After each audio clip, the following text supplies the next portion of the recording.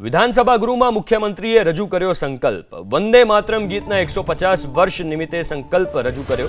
વંદે માતરમને રોજિંદા જીવનમાં અનુસરવાનો સંકલ્પ રજૂ કરાયો છે.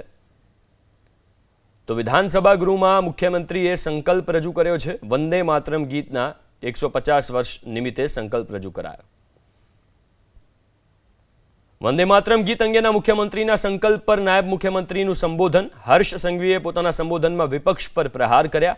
ચોક્કસ પાર્ટીના લોકોને નફરત હતી અને બદલાવ આવે તેમ લાગતું નથી, આ નિવેદન તેમણે આપ્યું.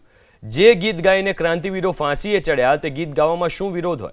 કેટલાક પક્ષોના લોકોએ વંદે માતરમ ગીત ગાવામાં કેટલાક પક્ષના લોકોને વાંધો છે. વંદે માતરમ સાથે અંગ્રેજો ઝીણા અને ઝીણાના મુન્નાને વાંધો હતો.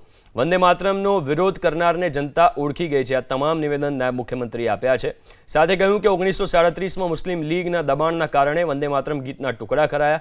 દેશના થયેલા ભાગલાનું બીજ રોપાયું હતું. કોંગ્રેસે મુસ્લિમ લીગના દબાણમાં આ કર્યું હોવાની વાત તેમણે કરી.